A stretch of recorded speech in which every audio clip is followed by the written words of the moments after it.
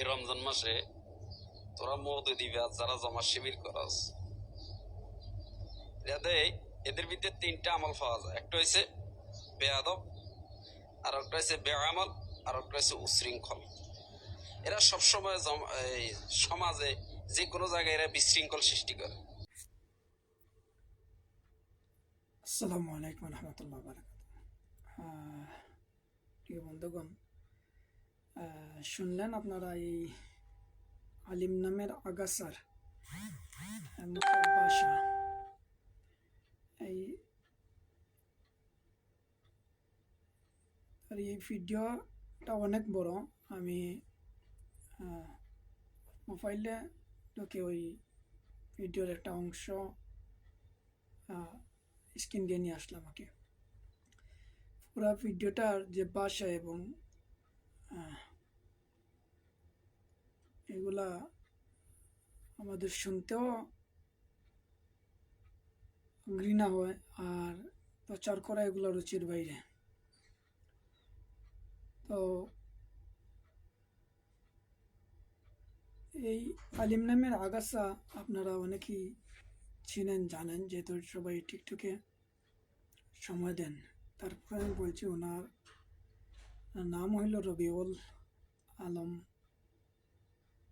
আর টিকটকে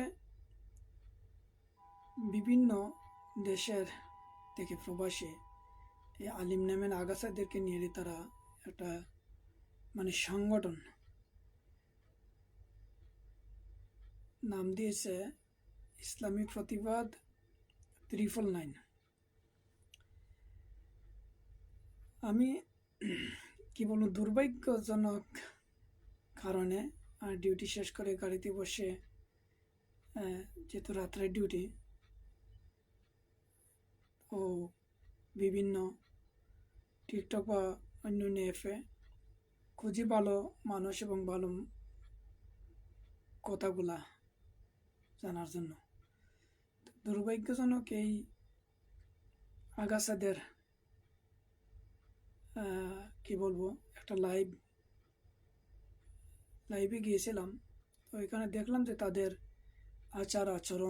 এই আচার আচরণ দেখে সাধারণ মানুষ, একদম সাধারণ, যারা হাম মানুষ, তারা মনে করে যে মুসলিম হওয়াটাই ইসলামের বহুত কিছু, বা নামাজ রোজা, এই প্রাথমিক কাজগুলা নামই ইসলাম, এতটুকু বুঝেন। এই ধরনের সাধারণ মানুষ যখন তাদের আচরণ থেকে তাদের লাইফে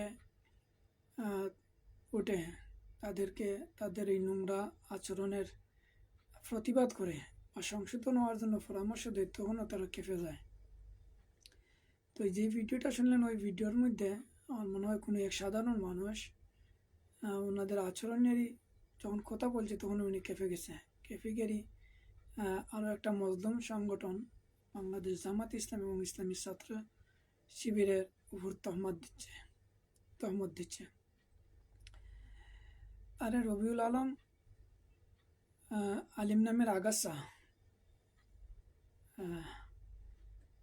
আমি আপনাদেরকে ওই কথাটা স্মরণ হচ্ছে আর কি, যে এই কথা সচরাচর মানুষের জানে, যে গাছটি তোমার নাম কি?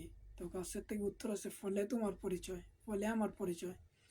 তো আপনারা তো ওই বিষাক্ত ফল থেকেই, গাছ থেকেই ফলের জন্ম।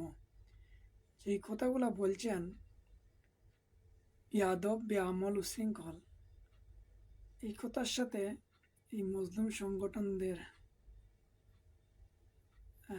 আজও কোনো দূরবর্তী সম্পর্ক নাই। বাংলাদেশের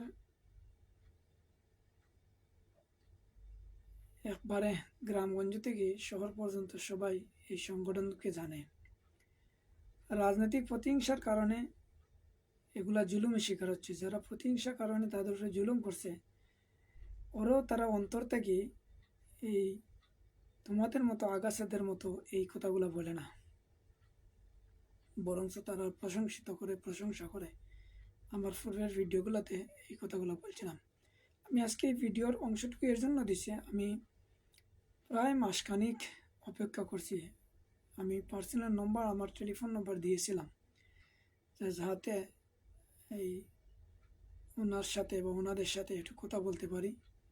লাইফে গেলে কথা বলা, তাদের যে আচার আচরণে বরংস আলিমদের সম্মান বৃদ্ধি হওয়া তো দূরের কথা, আলিমদেরকে ঘুরা আলিম সমাজকে অপমানিত করে সাধারণ মানুষ, এবং আলিম সমাজ থেকে সাধারণ মানুষ আরও দূরে সরে যাচ্ছে।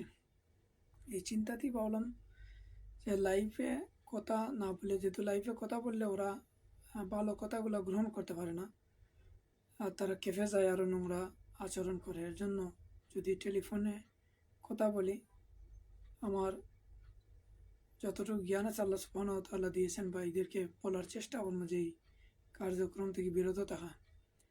কিন্তু দুর্ভাগ্যজনিত কারণে আজ পর্যন্ত আমার এই পার্সনের নম্বরে কোনো যোগাযোগ হয়নি এবং তাদের আচরণের কোনো পরিবর্তন হয়নি। তো আলহামদুলিল্লাহ, আমি এভাবে অনেককে পার্সোনাল নম্বর দিচ্ছি এবং কথা বলেছি। আলহামদুলিল্লাহ, তাদের সাথে কথা বলা বেশ ভালো লেগেছে এবং